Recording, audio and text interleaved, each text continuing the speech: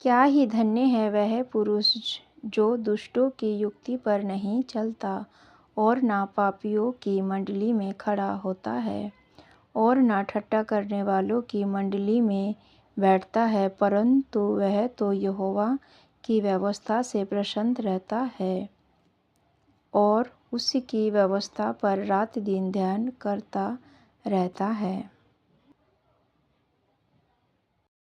इस सुंदर वचन से मुझे ये समझ में आता है, परमेश्वर यहाँ कह रहे क्या ही धन्य है वह पुरुष।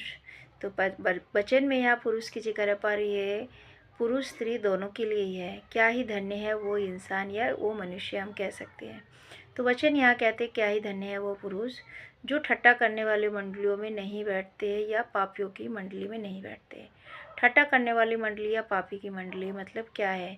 ठट्ठा करने और पापी की मंडली का मतलब ये है, जो हम दोस्त यार या पड़ोसी हैं, विशेष करके लेडीज़ों से, हम लेडीज़ है जो जहाँ कहीं बैठ जाते हैं, हम क्या करते हैं, फालतू की बातें करते हैं। जहाँ दो जने हम हैं वहाँ तीसरे किसी और की बातें करते हैं, हंसी मजाक की, ठट्टे की, ऐसे बात करते हैं जिसमें परमेश्वर में आगे बढ़ाने के लिए नहीं, एक दूसरे की नुक्स निकालना हो, एक दूसरे की कान खिंचाई करना, जिसको हम चुगली कहते हैं। ऐसी बातों से जो दूर रहता है, ऐसे लोगों को परमेश्वर यहाँ धन्य कहता है।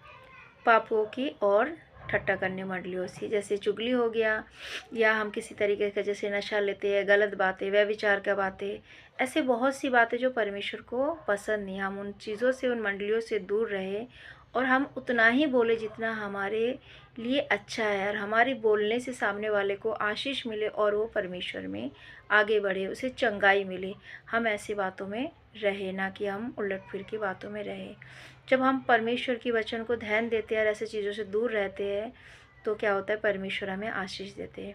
और तीसरा नीचे लिखा, जो मतलब रात दिन यहोवा की व्यवस्था पर ध्यान रखते हैं। व्यवस्था यानी परमेश्वर को क्या पसंद है, क्या पसंद नहीं है, क्या करना चाहिए, क्या नहीं करना चाहिए, उन बातों पे ध्यान रखे। चोरी ना करे, चुगली ना करे, व्यभिचार ना करे, नशा ना ले, ऐसे चीज़ों को जो परमेश्वर की व्यवस्था है उस पर ध्यान देते परमेश्वर ऐसे लोगों को, भाई हो सकता है, बहन हो सकता है, उन्हें परमेश्वर धन्य कह रहे हैं।